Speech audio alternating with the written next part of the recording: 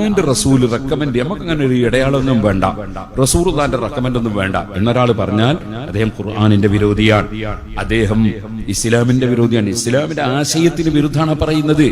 പരിശുദ്ധ ഇസ്ലാം ഖുർആനല്ലേ ഇസ്ലാമിന്റെ ആശയം പഠിപ്പിച്ചത്.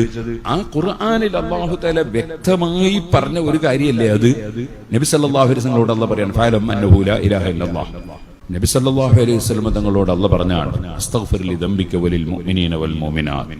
ഈമാനുള്ളവരുടെ ദോഷം പൊറുക്കാൻ നബിയെ തങ്ങൾ എന്നോട് റെക്കമെൻഡ് ചെയ്യണം. അപ്പോൾ മുഅ്മിനീങ്ങൾക്ക് റെക്കമെൻഡ് ഉണ്ട്, മുശ്രിക്കീങ്ങൾക്ക് റെക്കമെൻഡ് ഇല്ല. അതേപോലെ മുനാഫിക്കുകൾക്ക് റെക്കമെൻഡ് കിട്ടൂല. അതാണ് പരിശുദ്ധ ഖുർആനിൽ സൂറത്തുൽ മുഅ്മിനൂൻ എന്ന് പറഞ്ഞൊരു സൂറത്തുണ്ട്. അതിൽ മുഅ്മിനീങ്ങളുടെ ലക്ഷണം മറ്റൊരു സൂറത്താണ് സൂറത്തുൽ മുനാഫിഖൂൻ. മുനാഫിഖീങ്ങളുടെ ലക്ഷണം പറയുമ്പോൾ അല്ലാഹു തആല പറയാണ് ഇദാ ഖീല ലഹും തആലൂ യസ്തഗ്ഫിർ ലക്കും റസൂലുള്ളാഹ്. അള്ളാഹുവിന്റെ റസൂൽ നിങ്ങളെ ദോഷം പൊറുക്കാൻ വേണ്ടി പഠിച്ചവനോട് റെക്കമെൻഡ് ചെയ്യും, അതുകൊണ്ട് റസൂലുള്ളാഹിന്റെ അടുത്ത് വരൂ എന്ന് പറഞ്ഞാൽ ലവ്വൗ റൂസഹും, മുനാഫിഖുകൾ അവർ തലതിരിച്ചു കളയും, വറഅയ്തഹും യസുദ്ദൂൻ, അവരെ അത് തടയുന്നവരായി നിങ്ങൾക്ക് കാണാം, വഹും മുസ്തക്ബിറൂൻ, അവർ അഹങ്കാരികളാണ്. ഞങ്ങളെ പഠിച്ചവരോട് ഞങ്ങളങ്ങ് പറയൂല, പിന്നെ മുഹമ്മദ് നബിയോട് പറഞ്ഞതിനാ? മുഹമ്മദ് നബി ഇടപെടേണ്ട ആവശ്യം എന്താ? ഈ ഒരു ചിന്താഗതി അത് അഹങ്കാരികളെ ചിന്താഗതിയാണെന്നും അത് മുനാഫിഖിന്റെ സ്വഭാവമാണെന്നും ഖുർആൻ വെറുതെ പറഞ്ഞതല്ല. അബ്ദുല്ലാഹി ഇബ്നു ഉബയ്യ് എന്ന് പറഞ്ഞൊരു മുനാഫിഖിന്റെ നേതാവുണ്ടായിരുന്നു. അയാളാണ് ആയിഷ ബീബി റളിയല്ലാഹു അൻഹയെ സംബന്ധിച്ച് വ്യഭിചാരോപണം പറഞ്ഞു തുടങ്ങി പ്രശ്നം ഉണ്ടാക്കിയത്.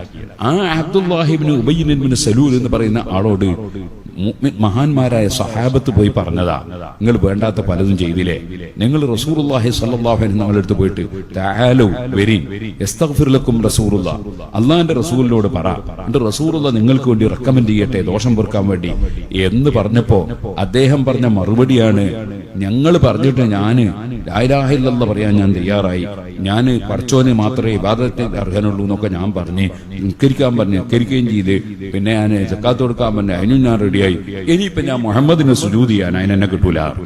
മുഹമ്മദിന് സുജൂദ് ചെയ്യണമെന്ന് പറഞ്ഞിരുന്നോ സഹാബത്ത്? ഇല്ല. പറഞ്ഞെന്താണ്? മുഹമ്മദ് നബിയോട് റെക്കമെൻഡ് തേടണം എന്നാ പറഞ്ഞു. അതിനെ അയാൾ പിടിച്ചിട്ട് എന്ത് ചെയ്തു? അത് സുജൂദ് പോലെയാണ് എന്ന് പറഞ്ഞു. അതെന്നല്ലേ ഇപ്പൊ ഈ മുജാഹിദീങ്ങളും പറയുന്നത്. അതായത് റെക്കമെൻഡ്, നബിതങ്ങളോട് റെക്കമെൻഡ് തേടിയാൽ അത് ആരാധനയാണ്, നബിക്ക് ആരാധനയാണ് എന്നല്ലേ അവരും പറയുന്നേ. അപ്പൊ ഈ മുനാഫിഖിന്റെ നേതാവായ അബ്ദുല്ലാഹി ഇബ്നു ഉബയ്യ് ഇബ്നു സലൂൽ എന്ന് പറയുന്ന ആള് അന്നത് പറഞ്ഞപ്പോ ഇറങ്ങിയ ആയത്താണ് ഇത് സൂറത്തുൽ മുനാഫിഖൂനയിൽ.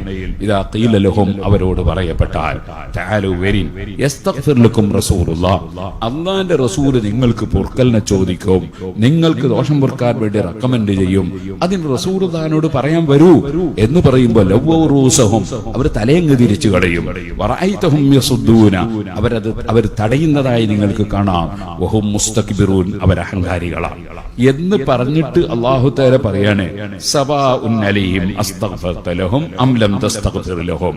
ആ മുനാഫിഖീങ്ങൾക്ക് ഓ നബിയെ തങ്ങൾ റെക്കമെൻഡ് ചെയ്താലും ചെയ്തില്ലെങ്കിലും ലൻ യഗ്ഫിറല്ലാഹു ലഹും, അല്ലാഹു പുറത്തു കൊടുക്കൂല, മുഅ്മിനീങ്ങൾക്ക് മാത്രമേ പുറത്തു കൊടുക്കുകയുള്ളൂ.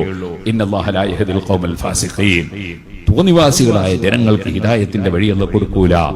അപ്പൊ മുനാഫിക്കുകളുടെ ലക്ഷണമാണ് നബി സല്ലല്ലാഹു അലൈഹി വസല്ലം തങ്ങളോട് റെക്കമെൻഡിന് ചോദിക്കാൻ വേണ്ടി പറയുമ്പോ അത് തയ്യാറാവില്ല.